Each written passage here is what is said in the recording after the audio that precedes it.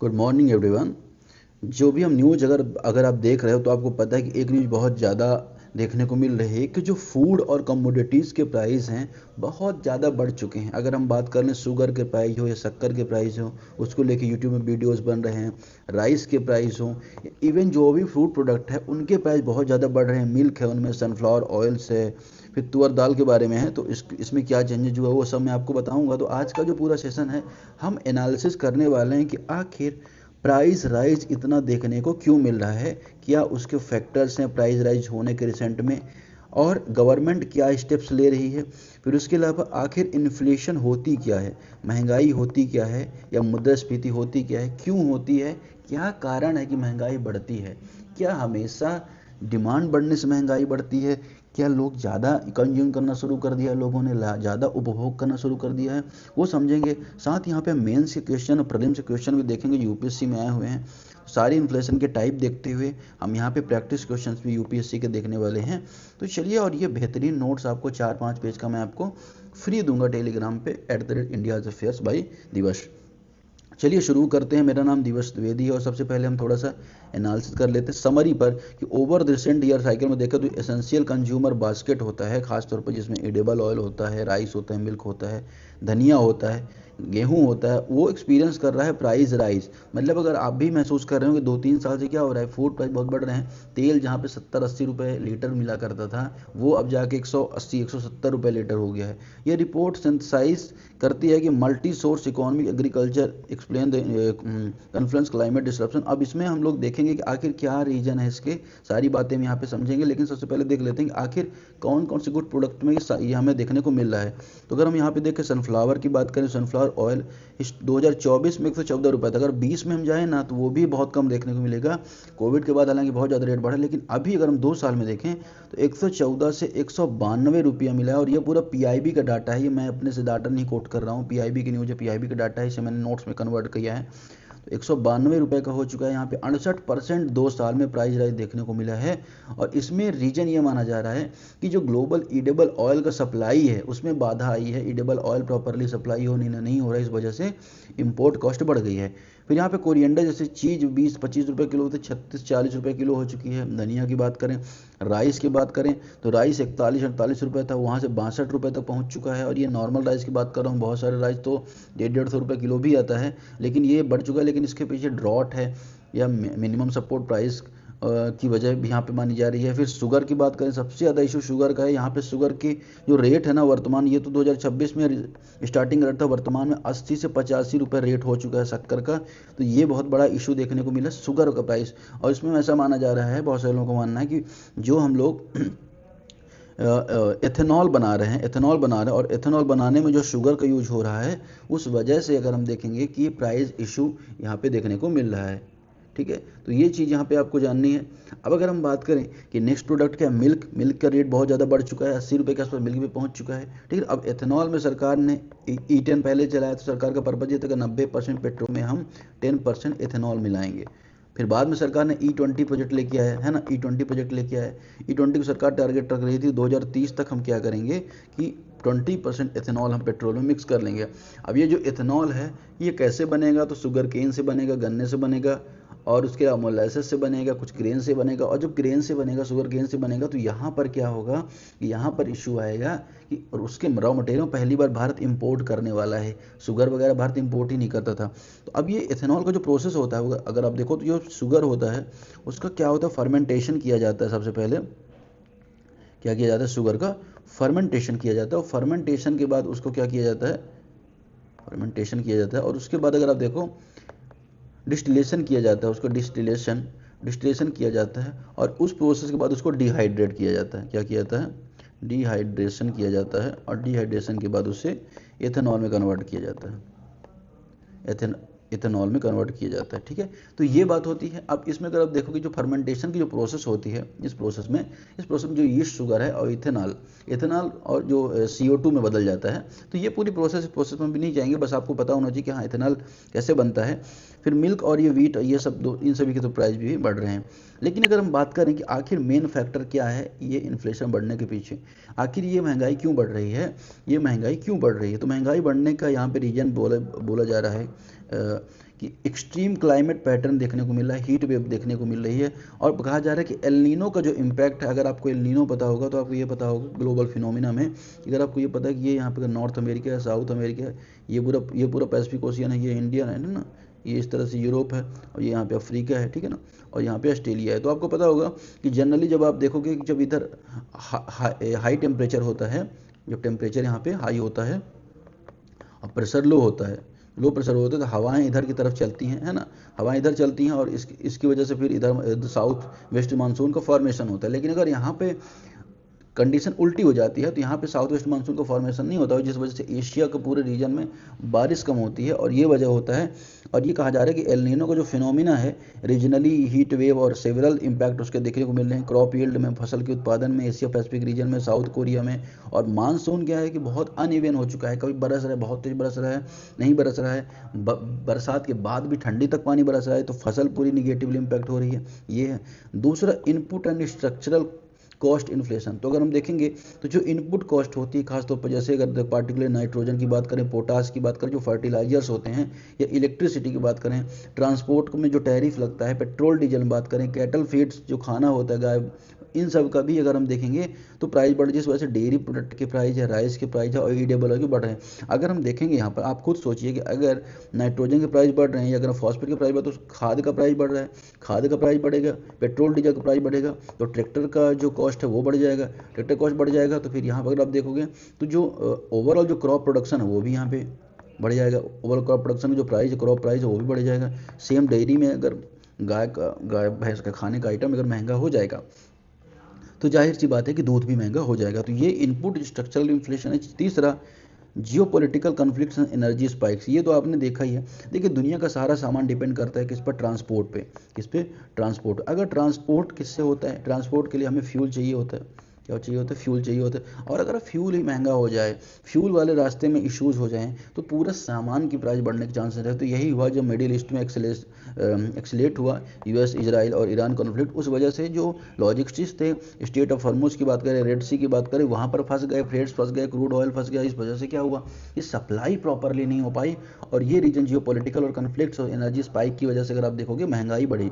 फिर चौथा important reason supply chain और intermediation friction, milling association dispute, demand of revise milling, custard charges, shift between domestic stock maintain. तो ये सब भी वजह क्या है, कहीं ना कहीं रही सप्लाई चेन की। सप्लाई चेन में बहुत ज़्यादा इश्यूज देखने को मिले, ये वजह रही यहाँ पर। अब बात आती है कि आखिर ये सब हो रहा है, लेकिन सरकार क्या कर रही है, सरकार क्या काम कर रही है। तो पहला सरकार का स्टेप यहाँ पे हम देखेंगे कि एक्सपेंडेड पब्लिक डिस्ट्रीब्यूशन सब्सिडी। सरकार क्या कर रही है, जो पीडीएस सिस्टम उसको एक्सपेंड कर रही है। सरकार ने स्टेट और यूटी में अगर आप देखें रोल आउट किया है, टारगेट किया है कि जो स्कीम सरकार ने चलाई है 10 किलो अनाज पहुंचाने की, शुगर 1-2 किलो देने की, और फेयर प्राइस पहुंचाने की, ये सब सरकार यहाँ पे प्रयास कर रही है। जिस वजह से अगर आप देखोगे लोअर इनकम जो हाउस होल्ड उनको समस्या ना हो, तो सरकार पीडीएस सिस्टम को, सब्सिडीज को इंप्लीमेंट करे। दूसरा, सरकार प्रयास करे प्राइस स्टेबलाइज हो और स्ट्रेटजिक बफर हो। सरकार प्रयास करे जिस तरह से पेट्रोलियम के जो बफर सरकार रखती है, उसी तरह से जो और गुड्स उनके बफर रखे, और प्राइस स्टेबलाइजेशन फंड बनाने की बात यहाँ पे हो रही है। डिप्लॉयमेंट किया सरकार ने पल्स को लेके, ओनियन को लेके यहाँ पे अगर आप देखो, क्योंकि यहाँ पे दाल के प्राइस कम हुए हैं, ऐसा यहाँ पे माना जा रहा है कि जो दाल के प्राइस 2024 में बढ़ गए थे, वो अभी थोड़े से कम हुए हैं। तो कुछ प्रोडक्ट्स में प्राइस बढ़ा है, कुछ में घटा भी है। तीसरी, सरकार टेक्नोलॉजिकल मॉडर्नाइजेशन कर रही है, क्वालिटी कंट्रोल कर रही है, AI driven grain analyse system रख रही है, जिससे जो फूड प्रोडक्ट उसकी क्वालिटी चेक हो। एफसीआई, ये फूड कॉर्पोरेशन ऑफ इंडिया, इसमें अच्छे से काम कर रही है, जिससे ह्यूमन बायसेस या मानव जो पक्षपात कर सकते हैं इस प्रोडक्ट की खरीदी बिक्री में, उसको एलिमिनेट किया जा रहा है। फिर trade balance and quota management, balance किया जा रहा है इंटरनेशनल ट्रेड को, कमिटमेंट्स को मैनेज किया जा रहा है, नॉन बासमती एक्सपोर्ट को। तो ये सारा सरकार यहाँ पे प्रयास कर रही है। तो 4 स्टेप सरकार ऑलरेडी उठा रही है। अब हम यहाँ पे क्या कर सकते हैं, एज ए कंज्यूमर हमें क्या करना चाहिए। As a consumer, strategic household community action यहाँ पे क्या होना चाहिए, ये हम यहाँ पे समझते हैं। अब देखिए, ये सारी चीज़ समझ लेंगे हम कि हम क्या कर सकते हैं। हम क्या कर सकते हैं basically, smart substitution, diversified diet, तो हम अपने फूड को डाइवर्सिफाइड करेंगे। रागी, ज्वार, बाजरा, या जो अगर हम देखो मोटा अनाज है, उसकी तरफ हम थोड़ा शिफ्ट होंगे। जो प्योर सनफ्लावर ऑयल है, उसकी जगह हम और भी सब्स्टिट्यूट यूज करेंगे। मस्टर्ड, ग्राउंड नट अल्टरनेटिव्स हैं, इसको हम यूज़ कर सकते हैं।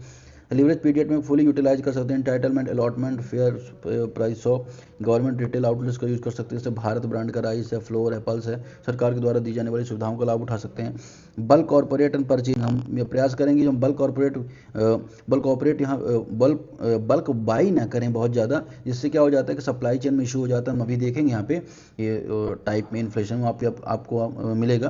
तो चलिए ये तो बात हो गई किचन गार्डनिंग क्या करनी है, मिनिमाइज करना, फूड वेस्टेज नहीं होना चाहिए। लेकिन ये सब पीछे के पीछे कॉन्सेप्ट एक इंपॉर्टेंट है, वो कहलाता है इन्फ्लेशन का। What is inflation and what is the type of inflation, the classification of inflation, ये सारी चीज़ें हम यहाँ पे समझ लेते हैं आखिर इन्फ्लेशन होता क्या है। इन्फ्लेशन को बोला जाता है सस्टेनेबल एंड जनरल राइज। अगर किसी प्रोडक्ट में सामान्य तौर पर कीमतें बढ़ रही हैं, प्राइस लेवल बढ़ रहे हैं गुड्स के या किसी सर्विसेज के, किसी भी इकोनॉमी में एक समय पीरियड पर, मतलब अगर मान चलो 1 साल हुआ, 1 साल में किसी गुड प्राइस के 30% प्राइस बढ़ गए, तो इन्फ्लेशन 30% बढ़ गई, महंगाई 3% बढ़ गई, उसको इन्फ्लेशन बोला जाता है। और इससे क्या होता है, इससे जो ह्यूमन की परचेज प्राइस है वो कम हो जाती है। अगर आपका कोई प्रोडक्ट 100 रुपये खरीद रहे तो अचानक से आपने 130 रुपये देने लगे उस प्रोडक्ट के, तो जाहिर सी बात है कि आप जो अदर प्रोडक्ट में 30 रुपये खर्चा करने वाले थे वो नहीं करोगे, और इसकी आपकी जो परचेजिंग पावर है वो कम हो जाती है।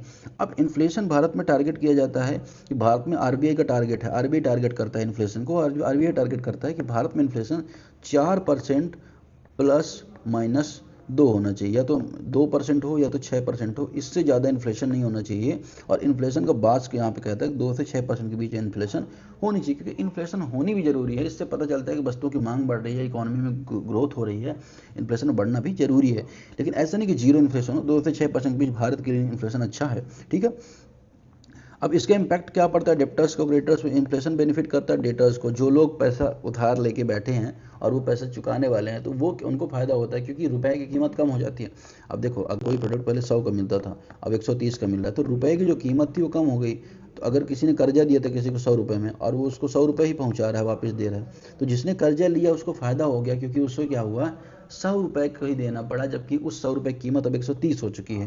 तो डेटर्स को फायदा होता है, क्रेडिटर्स को यहाँ पे नुकसान होता है। अब अगर हम बात करें क्लासिफिकेशन के ओरिजिन की, बेस्ड ऑन ओरिजिन, तो अगर हम बात करें तो बेस्ड ऑन ओरिजिन 2 चीज़ें होती है, डिमांड पुल इन्फ्लेशन, मांग आधारित मुद्रास्फीति होती है, मांग आधारित, और दूसरा पूर्ति आधारित।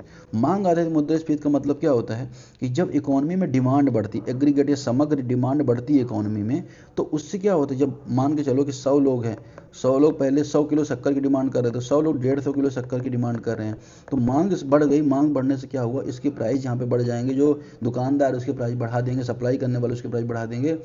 अब इसमें मतलब क्या होता है कि too much money chasing few goods, तो बहुत सारे लोग, 150 लोग पैसे भी लेके 100 किलो शक्कर के पीछे पड़ जाएंगे, तो बहुत सारा मनी जब पीछा करेगा तो इस 100 का जो प्राइस था वो 120 रुपये हो जाएगा, 130 हो जाएगा। तो ये कहता है डिमांड पुल इन्फ्लेशन। अब इसमें अगर आप देखोगे high physical stimulus, expansionary monetary policy, है ना। अब की ट्रिगर क्या होता है, तो ये चीज़ बाद में देखेंगे, पहले यहाँ पे आप समझते कॉस्ट पुश इन्फ्लेशन। जब किसी चीज़ प्रोडक्ट को बनाने में उसकी कॉस्ट ज़्यादा हो जाए, मान के चलो कि आप कोई प्रोडक्ट बना रहे हो, उसकी कॉस्ट आपको आती है कितनी, 150 रुपये आ रही थी, अब उसका रॉ मटेरियल आने लगा महंगा, तो 180 रुपये कॉस्ट आ रही है ना। तो पहले जिस चीज़ को बनाने में 150 रुपये लगता था, अब 180 रुपये लग रहा है, इससे उस चीज़ की कॉस्ट बढ़ जा रही है, कॉस्ट बढ़ने से उसका प्राइस भी बढ़ जाएगा। तो इस वजह से इसे कॉस्ट पुश इन्फ्लेशन कहा जाता है। जब ग्लोबल ऑयल के प्राइस बढ़ते हैं, तो अगर आप एग्जाम्पल देखो, तो मान चलो ऑयल के प्राइस बढ़ गए, तो ऑयल के प्राइस बढ़ गए, तो जो सामान ऑयल से आ रहा था, इंपोर्ट हो रहा था, वो सामान का प्राइस बढ़ जाएगा, रॉ मटेरियल का प्राइस बढ़ जाएगा, इससे फाइनल जो गुड बनेगा, है ना, उसमें भी पेट्रोल का दाम ऐड ऑन हो जाएगा। तो इस वजह से अगर आप देखोगे, जब कोई भी कॉस्ट अगर बढ़ जाती है किसी चीज़ की, अगर हम बात करें, तो इससे महंगाई बढ़ जाती है। अगर किसी प्रोडक्ट को बनाने में जो कॉस्टिंग है वो बढ़ जाती है, तो महंगाई भी बढ़ जाती है, तो इन्फ्लेशन बढ़ जाती है। तो ये हमें इन्फ्लेशन के बारे में थोड़ा सा समझना था। अब हम बात कर लेते हैं थोड़ा सा यहाँ पे बिल्ट इन स्ट्रक्चरल इन्फ्लेशन क्या होती है, ठीक है। Driven by adaptive expectation where workers demand higher wages to keep up with living cost, ठीक है। अब अगर हम बात करें कि ये किसके द्वारा की जाती है ना, जब यहाँ पे अगर आप देखोगे जो वर्कर हाई डिमांड करते हैं हायर वेजेस, है ना, लिविंग कॉस्ट उनकी बढ़ जाती है, तो इसको स्ट्रक्चरल इन्फ्लेशन बोला जाता है। Prompting form raise price further, है ना, तो ये बेसिकली स्ट्रक्चरल इन्फ्लेशन बोला जाता है कि जब खासतौर पे ऐसी डिमांड बढ़े लिविंग कॉस्ट बढ़ने की वजह से। अब अगर आप देखो इन्फ्लेशन क्लासिफिकेशन रेट के आधार पर, यहाँ पे हमने देखा था ओरिजिन के आधार, यहाँ पे हम देखेंगे रेट के आधार पर। तो क्रीपिंग इन्फ्लेशन होता है, मतलब क्या, चलती हुई मुद्रास्फीति। जब मुद्रास्फीति धीरे धीरे बढ़ती है, 3% से कम रहती है, उसे चलती हुई मुद्रास्फीति बोलते हैं। फिर वॉकिंग मतलब टहलती हुई, थोड़ा सा तेज जॉगिंग करती हुई, तो इसे 3 से 10% की मुद्रास्फीति को वॉकिंग मुद्रास्फीति कहते हैं। इसमें प्राइस राइज होते हैं, वार्निंग सिग्नल होता है सेंट्रल बैंक के लिए कि मॉनेटरी पॉलिसी को टाइट करे। और मॉनेटरी पॉलिसी टाइट करने से जो हमारा इकोनॉमी वो ओवर बैलेंस होती है। मॉनेटरी पॉलिसी को लेके मैंने अलग वीडियो बना रखा है, मॉनेटरी पॉलिसी को लेके अलग वीडियो बना रखा है मेरे चैनल पे। अगर आप जाएंगे या तो मॉनेटरी पॉलिसी बाय दिवस सर सर्च करेंगे तो आपको मिल जाएगा। तो मॉनेटरी पॉलिसी की वजह से वॉकिंग इन्फ्लेशन वहाँ पे होती है, जहाँ पे 3 से 10% हो।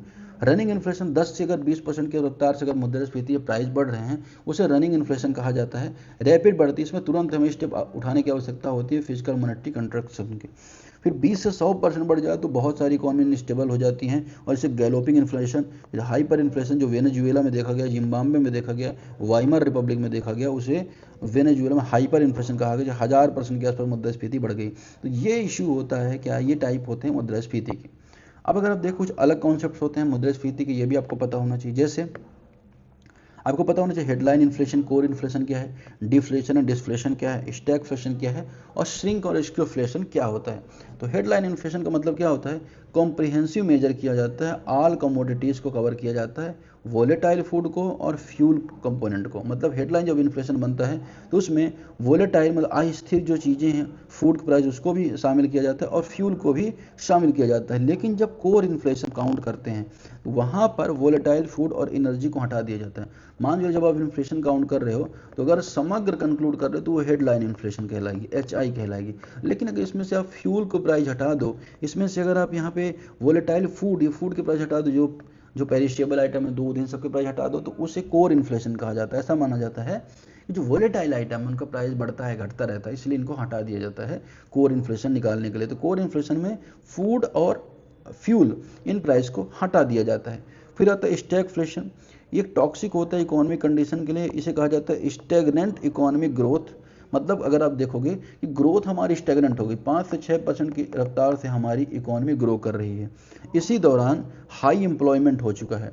मतलब अगर आप देखोगे इसी दौरान बहुत ज़्यादा एम्प्लॉयमेंट है। कभी कभी भारत में ये सिचुएशन देखने को मिलती है, अगर आप देखो कि इकोनॉमी ग्रोथ हमारी स्टैग्नेंट हो गई है, इतनी ही है, अनएम्प्लॉयमेंट बहुत ज़्यादा हो रही है, एम्प्लॉयमेंट बिल्कुल नहीं है, हाई अनएम्प्लॉयमेंट है, और इन्फ्लेशन भी बढ़ जाए, मतलब मुद्रास्फीति भी बढ़ जाए, ग्रोथ भी अगर आप देखेंगे स्टैग्नेंट हो गई, रुक गई है, बेरोजगारी बहुत, ऐसी सिचुएशन को स्टैग्नेशन कहा जाता है कि लाइफ में स्टैग्नेशन आ गई है, लाइफ रुक चुकी है। इस वजह से इसको कहा जाता है स्टैग्नेशन कहा जाता है, break the traditional short run Phillips curve. ठीक है, तो ये बात आपको यहाँ पे इन्फ्लेशन के संबंध में याद रखनी है। फिर आता है डिस्फ्लेशन। डिस्फ्लेशन क्या कहता है कि जब इन्फ्लेशन के रेट में कमी हो जाए, मान के चलो इन्फ्लेशन 10% है, अब उससे 10 से 9% हो जाए। मतलब अगर मैं यहाँ पे एक चार्ट बनाता हूँ, ठीक है ना, यहाँ पे चार्ट बनाता हूँ, यहाँ पे रेट कर दे, यहाँ पे ईयर कर देता हूँ, है ना, यहाँ पे रेट कर देता हूँ, रेट यहाँ पे 5%, 10%, 15%, 20%। ठीक है, अब अगर आप देखो यहाँ पे बोला जाए अगर इन्फ्लेशन यहाँ पे था और यहाँ पे आ गया, 2010 में यहाँ पे था, 2020 में यहाँ पे आ गया, 20% से 15% आ गया, तो इसको क्या बोला जाएगा, डिसइन्फ्लेशन बोला जाएगा। Downsizing product quantity while maintaining स्टाइक प्राइस, कहाँ गया, ये तो गलत बोल दिया, ये तो दूसरे का श्रिंक इन्फ्लेशन का है। तो देखो यहाँ पे क्या, रिडक्शन इन रेट, रेट में यहाँ पे कमी हो रही है। देखो रेट में जब कमी 7 से 4% हुआ, 20 से 10% हुआ, तो इसे डिसइन्फ्लेशन बोला जाएगा। प्राइस अभी भी बढ़े हैं, ऐसा नहीं कि प्राइस बढ़े नहीं है, 15% तो अभी भी ज़्यादा है प्राइस, है ना, तो उसे डिसइन्फ्लेशन बोला जाएगा। डिफ्लेशन में क्या होता है कि निगेटिव इन्फ्लेशन हो जाती है। मतलब अगर आप देखो कि डिफ्लेशन क्या होगा, अगर आप देखें तो डिफ्लेशन होगा, जैसे मान चलो कि यहाँ पर मुद्रास्फीति 1 है, यहाँ पर 0 है, यहाँ पर 5 है, 10 है, मुद्रास्फीति 0 से भी नीचे चली जाए, जब 0 से भी नीचे चली जाएगी उसको क्या बोला जाएगा, उसको बोलेगा डिफ्लेशन। डिफ्लेशन डिस्फ्लेशन फर्क रखिएगा, जब मुद्रास्फीति की दर कम हो तो डिस्फ्लेशन, और जब मुद्रास्फीति 0 से नीचे आ जाए तो उसे डिफ्लेशन बोला जाता है। ठीक है, श्रिंक इन्फ्लेशन स्क्यूफ्लेशन में क्या होता है कि श्रिंक इन्फ्लेशन डाउन साइजनिंग प्रोडक्ट का क्वांटिटी, पार्ले का बिस्किट 5 रुपये का आता तो उसमें 15 बिस्किट होते थे, ठीक है ना, 15 बिस्किट की जगह 12 बिस्किट आने लगे, तो इससे क्या हुआ, इसे श्रिंक इन्फ्लेशन बोला गया। कोल्ड ड्रिंक कम हो गई, श्रिंक इन्फ्लेशन बोला गया, तो उसे श्रिंक इन्फ्लेशन बोला जाता था। बात आती है स्क्यूफ्लेशन की, तो परसिस्टेंट प्राइस राइज वन और स्मॉल ग्रुप ऑफ, कुछ प्रोडक्ट में प्राइस लगातार ही देखने को मिले, जैसे मान चलो कोल्ड ड्रिंक में बढ़ गया, है ना, बिस्किट में बढ़ गया, नमकीन में बढ़ गया, नारियल का तेल में बढ़ गया, अगर ऐसे लगातार किसी एक प्रोडक्ट में या ग्रुप ऑफ प्रोडक्ट में बढ़ता है तो उसे स्क्यूफ्लेशन कहा जाता है। ठीक है, तो ये बात आपको यहाँ पे याद रखनी, ये सब चीज़ें हमने यहाँ पर देख ली। चलिए अब देखते हैं यहाँ पे, अब यहाँ पे देखते हैं जो यूपीएससी में क्वेश्चन पूछे गए उनको। यहाँ पे with the reference of Indian economy demand pull inflation can cause by which of following, किस कारण से डिमांड या मांग आधारित मुद्रास्फीति बढ़ती है, क्या वजह होती है कि मांग बढ़ जाती है उसकी वजह से मुद्रास्फीति बढ़ती है। एक्सपेंशनरी पॉलिसी, एक्सपेंशनरी पॉलिसी में आरबीआई क्या करता है, पैसा मार्केट में रिलीज करता है, और जब रिलीज करता है लोग के हाथ में पैसा जाता है, और जब लोग के हाथ में पैसा जाता है तो उनकी जो परचेजिंग पावर होती है, परचेजिंग पावर जो होती है वो भी बढ़ जाती है, और परचेजिंग पावर बढ़ने से क्या होता है, उनकी इकॉनमी, मतलब वहाँ पर इशू ये हो जाता है कि वो लोग ज़्यादा चीज़ें खरीदने लगते हैं। फिर दूसरा होता है फिजिकल स्टिमुलस, सरकार सहायता देने लगे, फिजिकल स्टिमुलस सरकार हेल्प करने लगे। तीसरा होता है इन्फ्लेशनरी इंडेक्स वेजेस, इसको नहीं पता तो रुक जाइए। हायर परचेजिंग पावर, किसी की परचेजिंग पावर बढ़ जाए, सैलरी बढ़ जाए, पूरे देश में सभी की सैलरी अगर बढ़ जाएगी तो जाहिर सी बात है कि प्राइस भी वस्तुओं के बढ़ जाएंगे, सामान तो नहीं बढ़ेगा ना अचानक से, सैलरी वाले बढ़ जाए अचानक से। फिर राइजिंग इंटरेस्ट रेट्स, ब्याज दर अगर बढ़ जाएगी बैंक की तो लोग बैंक में पैसा जमा करने लगेंगे, खर्च क्यों करेंगे, ब्याज जब कम होती है तब लोग खर्च ज़्यादा करते हैं। तो पांचवा ऑप्शन एलिमिनेट कर दो आपका, ये सारे ऑप्शन यहाँ हट जाएंगे, 1 to 4 आ जाएगा। ठीक है, तो इन्फ्लेशन इंडेक्स वेजेज भी नहीं आएगा, पहला आ जाएगा एक्सपेंशनरी पॉलिसी, दूसरा फिजिकल स्टिमुलस, और चौथा हाई प्राइसेज परचेजिंग पावर। ये आपको यहाँ पे याद रखना पहले क्वेश्चन में। दूसरे पीवाईक्यू में consider the following statements, inflation benefit debtors, inflation से देनदार को लाभ होता है, जो लोग लौटाने वाले हैं पैसा उनको लाभ होता है। मैंने आपको बताया कि जब उन्होंने लोन लिया था तब 100 रुपये की वैल्यू बहुत ज़्यादा थी। मान के चलो कोई व्यक्ति आपको 1990 में आपसे 100 रुपये लिया और 2025 में आपको 100 रुपये वापस कर रहा है, 120 रुपये वापस कर रहा है, तो भाई तब 100 रुपये की वैल्यू बहुत ज़्यादा थी ना यार, और अभी तो 100 रुपये की वैल्यू 120 रुपये हो चुकी है, कि मतलब 100 रुपये की वैल्यू कुछ नहीं है अभी उस हिसाब से। इस वजह से जो डेटर्स होता है, जो आपसे पैसा उधार ले, उसको फ़ायदा होता है इन्फ्लेशन में। लेकिन इन्फ्लेशन क्रेडिट जो बॉन्ड होल्डर होते हैं, जो देता है पैसा उधार, उसको नुकसान होता है। तो पहले दूसरा स्टेटमेंट यहाँ पे इनकरेक्ट है, पहला करेक्ट है, दूसरा बोल रहा है कि देने वाले को ही फायदा होता है। ठीक है, तो ये चीज़ आपको यहाँ पे याद रखनी है। अब अगर हम बात करें कि इस चीज़ को लेके कि आखिर सरकार क्या, सरकार के स्टेप्स तो हमने ऑलरेडी यहाँ पर देख लिए थे। अब थोड़ा सा बात हो जाती है फिलिप्स कर्व की। फिलिप्स कर्व के बारे में आपको पता होगा। फिलिप्स कर्व बेसिकली किसके बारे में बताता है, फिलिप्स कर्व बताता है किसके बारे में, अनएम्प्लॉयमेंट का और इन्फ्लेशन का रिलेशन बताता है। तो ये थोड़ा सा आपको यहाँ पे याद रखना है कि फिलिप्स कर्व होता क्या है, फिलिप्स कर्व बनता कैसे है। तो फिलिप्स कर्व बनता है कुछ इस तरह से, मैं आपको बता दे रहा हूँ। अरे ये तो बॉक्स ही बन गया। फिलिप्स कर्व कुछ इस तरह से बनेगा। ठीक है, यहाँ पे इन्फ्लेशन रेट आ जाएगा, इन्फ्लेशन रेट आ जाता है, और यहाँ पर आ जाता है अनएम्प्लॉयमेंट रेट, अनएम्प्लॉयमेंट रेट आ जाता है। ठीक है, तो ये कहा जाता है कि अगर इन्फ्लेशन बढ़ती है ना, तो यहाँ पर अगर आप देखेंगे अगर हाई इन्फ्लेशन है तो एम्प्लॉयमेंट क्या है, कम, अनएम्प्लॉयमेंट कम होगी। मतलब अगर इन्फ्लेशन ज़्यादा है, हाई इन्फ्लेशन है, तो बेरोजगारी कम होगी, ऐसा यहाँ पे फिलिप्स कर्व का मानना है। ठीक है ना, और अगर इन्फ्लेशन कम है, इन्फ्लेशन बहुत कम है, जीरो है, तो वहाँ पर जॉब भी नहीं होगी, हाई अनएम्प्लॉयमेंट होगा, हाई अनएम्प्लॉयमेंट होगा, अनएम्प्लॉयमेंट होगा। ठीक है, तो ये फिलिप्स कर्व यहाँ पे कहना चाहता है, ये कहता है कि एन इकोनॉमी जो कॉन्सेप्ट डेवलप किया गया एडब्ल्यू फिलिप्स के द्वारा, जो बोलता है कि इन्फ्लेशन और अनएम्प्लॉयमेंट, ठीक है ना, इनके बीच में स्टेबल एंड इनवर्स रिलेशनशिप होता है। अगर इन्फ्लेशन बढ़ती है तो एम्प्लॉयमेंट भी बढ़ती है, महंगाई बढ़ती है तो लोगों के रोजगार भी बढ़ती है, यहाँ पे कहना चाह रहा है। अब ये जो पूरी रिपोर्ट है ये मैंने ली थी द वायर से, है ना, इसके अलावा ग्लोबल कमोडिटी फ्यूचर्स, जियो पॉलिटिकल रिस्क बुलेटिन से, ग्रेन, तो एशिया पैसिफिक जो रिपोर्ट से, ये सब सोर्स मैंने लिया था, उससे मैंने यहाँ पे ये वाला कंटेंट को प्रिपेयर किया। तो आज की फिलहाल सेशन में इतना ही, मिलते हैं नेक्स्ट डे।